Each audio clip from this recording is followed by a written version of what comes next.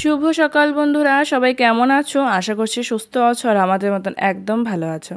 তো চলো আজকে একটা সুন্দর ভিডিও নিয়ে তোমাদের সাথে চলে এসেছি। আশা করছি তোমাদের ভালো লাগবে। বাইরে পড়ছে বৃষ্টি, ওয়েদারটা বেশ ঠান্ডা ঠান্ডা, আর এই ঠান্ডা ওয়েদার কিন্তু আমার খুবই বেশি ভালো লাগে। তো চলো এদিকে আমি বিছানাটা উঠিয়ে নিচ্ছি, আর আমার কিন্তু স্নান করা একদম হয়ে গেছে, একদম কমপ্লিট। আজকে স্নান করে একদম তোমাদের সামনে আসলাম। আসলে আজকে ঘুম থেকে উঠতে একটু লেট হয়ে গেছে। ঘুম থেকে উঠে দেখি 11টা বেজে গেছে। দেখে তো একদম শখ যে আজকে 11টা অবধি ঘুমালাম, একদম টের পাইনি। তো যাই হোক, অনেকদিন থেকে ঘুমটা হচ্ছিল না, তো আজকে হয়তো ঘুমটা একদম ক্লিয়ার হয়ে গেল। তো এদিকে হচ্ছে দেখলাম স্নান করে এসেছে, আমার রুমটায় খালি ঝাড়ু দেওয়া হয়নি, বাকির পুরো ঘর ঝাড়ু দেওয়া হয়েছে। তো ভাবলাম যে জানু যেহেতু ঘুমাবে, সে আমি বিছানা করতে এসেছিলাম তাকে ঘুম পাড়াবার জন্য। তো চোখে পড়লো যে কিছু মাকড়সার জাল, মানে খুঁটিনাটিনার সামনে খুব বড় বড় মাকড়সার ঝুল হয়েছিল, যেগুলো আমাদের বিছানায় উঠতে বসতে দেখা যায়। তো সেই ঝুলগুলো একটু খালি ঝাড়ু দিয়ে টেনে দিলাম, কারণ না একদম চোখে সচ্ছিল না। আর ঝুলগুলো অনেক বড় বড় হয়ে গেছিলো তাই। আর কোনা কাঞ্চিতে ঝাড়ু দেওয়ার এখন টাইম নেই, কারণ হচ্ছে জানুকে ঘুম পাড়াতে হবে, অনেকক্ষণ ধরে কান্না করছে। এদিকে আমি বাথরুমে কাপড়ও ভিজিয়ে রেখে এসেছি, সেই কাপড়গুলো এখনও ধোয়া হয়নি, জানো তো। তো যাই হোক, এদিকে হচ্ছে ঝাড়ু দিয়ে নিচ্ছি রুমটা, ঝাড়ু দিয়ে জানুকে ঘুম পাড়াবো। আর এদিকে জানো তো, ঝাড়ু দিতে দিতে দেখি যে জানু হচ্ছে তার মামুর কোলে ঘুমিয়ে পড়েছে। এখনও কিন্তু দেখিনি। আমি না ফট করে ঝাড়ু দিতে দিতে লক্ষ্য করলাম যে জানুর আওয়াজ পাওয়া যাচ্ছে না, কী ব্যাপার। তারপরে ওই ঘরে গিয়ে দেখি জানুর মামু টিভি দেখছে, আর জানু ওর কোলের মধ্যে ঘুমিয়ে পড়েছে। কি বলি আর। তারপরে বললাম যে তাড়াতাড়ি আয় শুইয়ে দিই।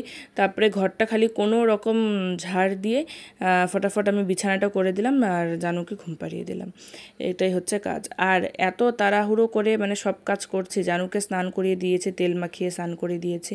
এই দেখো জানু পাপা সুন্দর করে ঘুমাচ্ছে। একটা চাদর গায়ে দিয়ে দিয়েছি, যেহেতু বাইরে বৃষ্টি পড়ছে, যদিও ঠান্ডা লাগে, দেখে সব দরজা বন্ধ করে দিয়েছে, এখনও ঘুমোচ্ছে। এত তাড়াহুড়োতে কাজ করে এসেছি, কাপড়গুলোও ধুইনি। আর এখন জানু ঘুমোচ্ছে। এখন আমি একটু রেস্ট পেয়েছি। এদিক দিয়ে ভাই হচ্ছে বাজার থেকে পুরি নিয়ে এসেছে, পুরি আর মিষ্টি। আমাদের তলিগুড়ির এই পুরিটা কিন্তু খুব ফেমাস, খুব খেতে ভালো লাগে আমার। আর কিন্তু এর সাথেও যে ঝোলঝোলওয়ালা সবজিটা দিলে খুব ভালো হতো। এটা তো শুকনা সিঙ্গারা সবজি দিয়েছে, এটা দিয়ে অতটা ভালো লাগে না, ঝোলওয়ালা সবজিটা দিয়ে খুব ভালো লাগে। তো চলো, আজকে না সকাল থেকে এখন 12টা বাজে, জল খাওয়ারও টাইম পাইনি। So hey guys, good morning, welcome back to my new vlog. এখন দেখো স্নান করে এসেছি, কাপড় ধুইনি, জানি কাপড় ধুতে পারবো না, কারণ জানুকে ঘুম পাড়াতে হবে। কাপড় সব রেখে এসেছি, এসে খালি ঘর ঝাড় দেওয়া ছিল না, ঘরটা ঝাড় দিয়ে বিছানাও করিনি। দাঁড়িয়ে থেকে জানু তার মামুর কোলে ঘুমিয়ে পড়েছে। তারপরে ফটাফট বিছানাটা করে ওকে শুয়ে দিই, এখন একটু ফ্রি হলাম।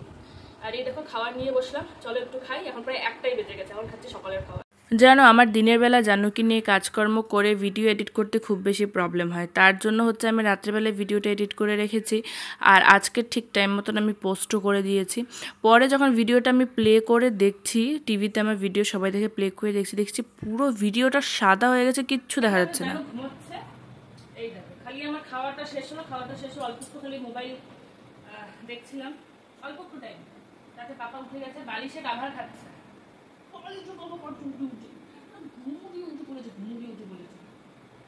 তাহলে ভাবো কতক্ষণ টাইমও ঘুমায়। সকাল থেকে এতটা হাঁপিয়ে গেছিলাম যে খাওয়ার পরে উঠে সবকিছু করতে ইচ্ছা হচ্ছিল না। তো ভাবলাম যে বসে অল্প একটু ব্লগ দেখি। একজনের মাত্র ব্লগ দেখতে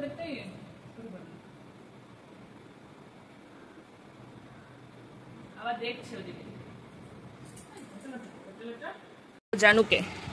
জানু সোনাকে দেখো কোথায় শুয়েছিল, এইমাত্র কোথায় চলে আসলো। আমি খালি ওকে প্যান্টটা পরিয়ে দিলাম, নিন্টু ছিল প্যান্টটা পরিয়ে দিলাম। ওই দেখো উঠছে। এখন জানো পুরো হাঙ্কুর পাড়ার চেষ্টা করে, পুরো বিছানা ঘরে এক কোনা থেকে একদম আরেক কোনা চলে যায়। আর আজকে মাথার মধ্যে দুবার বাড়িও খেয়েছে ওয়াল দিয়ে। মাঝখানে ঘরে শুয়েছিলাম, বিছানা মাঝখানে শুয়েছে, ওদিকে চলে গেছে। দেখো উঠবে দেখলে, এখন ওটা মুখে দেবে। বাহ, আমি তো জানি তুমি কি করবা। দিকে জানলাটা খুলে দিলাম, বেশ সুন্দর আলো আসছে। এই দেখো এরকম করে, দেখলে বালিশটার জন্য শুট করতে পারছি না। দেখো মা ওইদিকে রান্না করছে। আর এই দেখো এরকম করে বাবাটা বড় হয়ে গেছে না, সোনাটা বড় হয়ে গেছে। তো আবার দেখে আবার ওপাশে ঘুরবে, বালিশটার জন্য ঘুরতে পারছে না। যেন বালিশের কাভারগুলো ধুয়ে দেওয়া হয়েছে, শুকালে আবার বালিশে ভরে দেবো। আমার ঝন্ডা পাবে না। আর যেন পাপাকে কল করলাম, ও একবার কল করেছে, তখন আমি উঠাইনি। এখন আমি কল করলাম, ও উঠালো না। ঘুট্টুলুটুটা, ঘুট্টুলুটুটা, ঘুট্টুলুটুটা। এই দেখো আমার গুডু বাচ্চাটাকে, আমার গুডু বাচ্চাটাকে দেখো। বাবা হাসি দিয়ে দাও, একটা মিষ্টি হাসি দিয়ে দাও, একটা মিষ্টি হাসি দিয়ে দাও। ও বাবা একটা মিষ্টি হাসি দিয়ে দাও, একটা মিষ্টি হাসি দিয়ে দাও। ও হাসলে না ওর দাঁতটা দেখা যায় একদম নিচে, সামনে তো দাঁতটা, হাসলে পরে দাঁতটা দেখা যায়। তাই আমাকে সবসময় বলি বাবা একটা হাসি দিয়ে দাও। ওই দেখো দেখো আমার হাতটা টেনে খাচ্ছে, ঠিক আছে, আমার হাতটা টেনে খাচ্ছে। না দিলে আবার রাগ হয়ে যায়, হাতটা না দিলে আবার রাগ হয়ে যায়। একটা মিষ্টি হাসি দিয়ে দাও, মিষ্টি হাসি। ও বাবা একটা মিষ্টি হাসি দিয়ে দাও। এ ভগবান, এ ভগবান, এ ভগবান। দেখো রাগ হয়ে যাচ্ছে, দিচ্ছি না, রাগ হয়ে যাচ্ছে, আবার টানছে হাতটা। ঘুটালা ঘুট মানে কি যে হলো আমি ঠিক বুঝতেই পারলাম না। রাত্রিবেলা যে কারণের জন্য আমি ভিডিওটা এডিট করে রাখলাম, সকালে ভিডিওটা যখন প্লে করছি তখন দেখি কি পুরো ভিডিও সাদা হয়ে গেছে। এখন বাজে রাত 8টা 14। দেখো স্ট্যান্ড নিয়ে নিলাম, আর একটু দেখো পাস্তা নিয়ে নিলাম। খেতে ইচ্ছে করছে পাস্তা, আর জানু ঘুমাচ্ছে না, একটা করে জানুকে ঘুম পাড়ালাম এখন, জানো ও ঘুমাচ্ছে, তো ভাবলাম এদের পাস্তা বানিয়ে নিই। তাছাড়াও আরও অনেক কাজ আছে, অনেক কাপড় ভাঁজ করতে হবে আমার, জানু আরও অনেক কাপড় ভাঁজ করতে হবে। বাইরে এসে গেল বৃষ্টি, সেটা দেখে এতটা খারাপ লাগছে যে আর কি বলি। আবার ভিডিওটা এডিট করলাম, মাকে বললাম যে তুমি জানো কি একটু না আমি ফটাফট ভিডিওটা এডিট করিনি। আর জানো তো ভিডিওটা পাবলিশ করার পরে 4 জন দেখেও নিয়েছিল, কিন্তু ইনশর্ট যে এটা কী করলো, সত্যি কথা বলতে মনে হচ্ছে আমার ইনশর্টকে চেঞ্জ করতেই হবে। এক তো ছোটো বাচ্চা নিয়ে কাজকর্ম করা, এডিট করা খুবই বেশি মুশকিল হয়ে যায়, তারপরে যদি এই প্রবলেমগুলো দেখা যায় তাহলে এতটা মন মেজাজ খারাপ হয়ে যায় যে কিছু বলার নেই। তো কি করব, আর আবার এডিট করে পোস্ট করব। আর জন্য তো একটা না এই 10-11 মিনিটের ভিডিও সেভ হতে অনেকটা টাইম লাগে, সেভ হতে টাইম লাগে, পোস্ট হতেও অনেকটা টাইম লাগে। আজকে আমি একদম ঠিক টাইম মতন পোস্ট করে নিয়েছিলাম, আর সবথেকে বেশি খারাপ লাগছিল যে পোস্ট করে আধা ঘন্টাও হয়নি, তার মধ্যে 4 জন দেখেও নিয়েছিল, কিন্তু এখন হচ্ছে মানে কি হবে কি না হবে আমার একদম জানি না, মনটা একদম খারাপ হয়ে যাচ্ছে। তো যাই হোক কী করবো, তার জন্য আবার এডিট করছি। আচ্ছা তোমাদের কাছে যদি কোনো ভালো এডিট অ্যাপ থাকে আমাকে নিশ্চয়ই সাজেস্ট করো। দেখো বলেছিলাম যে জানুকে ঘুম পাড়িয়ে আসলাম, শুধুমাত্র পাস্তাটা সিদ্ধ বসালাম আর পেঁয়াজ কাটলাম, উঠে পড়েছে, মামা এসে দিয়ে গেল। তাহলে তোমরাই বলো এই বাচ্চাকে নিয়ে কীভাবে কাজ করব। কতটুকু টাইম ঘুমালো, কতটুকু টাইম, 10 মিনিটও মনে হলো না ঘুমানো। খালি আমি পাস্তাটা সিদ্ধ বসালাম আর এই যে পেঁয়াজগুলো কাটলাম, পাস্তাটা নামাইও নেই, পাস্তাটা এখন নামাতে হবে। ও উঠে পড়েছে,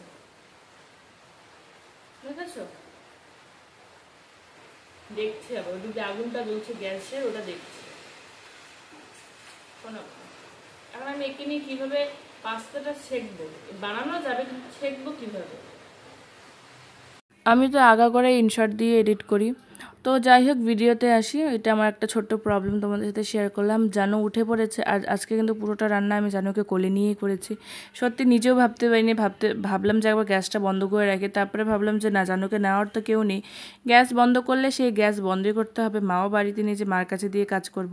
তাই চেষ্টা করলাম যে এক হাত দিয়ে করি। আমার কোলে কিন্তু জানু আছে, জানুকে কোলে নিয়ে দেখো এক হাতেই পাস্তাটা ছেঁকলাম, এক হাতেই ডিম ভেঙে দিচ্ছি। দেখো একটু অসুবিধা হচ্ছে কিন্তু তাও হয়ে যাচ্ছে। সত্যি কথা বলতে আমি ভাবতে পারিনি যে আমি করতে পারবো, ভাবলাম যে একবার ট্রাই করে দেখি। একটু মনে ভয় লাগছিল যে জানুর গায়ে যদি গরম জল বা গরম তেল ছিটে পড়ে তাহলে তো কান্নাকাটি খুব করবে, কারণ ও ছোটো মানুষ।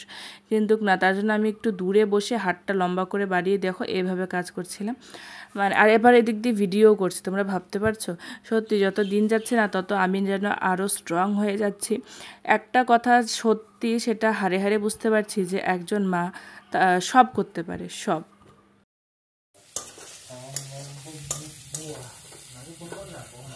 এখন তো মার সংসারে আছি, মার কাছে আছি, তার জন্য হয়তো অনেকটা ল্যাদ খেয়ে যাচ্ছি, কিন্তু যখন আমি নিজের সংসারে যাব, জানুকে নিয়ে আমি কতটা কি করতে পারবো কি পারবো না সেটা জানি না, কিন্তু এতটুকু বিশ্বাস যে ম্যানেজ আমি করে নিতে পারবো। আর যত দিন যাচ্ছে ততই বিশ্বাসটা যেন আরও দ্বিগুণ হয়ে যাচ্ছে।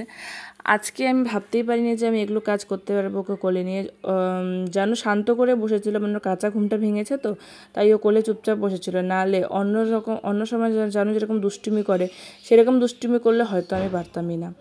তো যাই হোক করতে জানুর মামু নিল, এই দেখো ও না, আই হ্যাভ টু প্লিজ।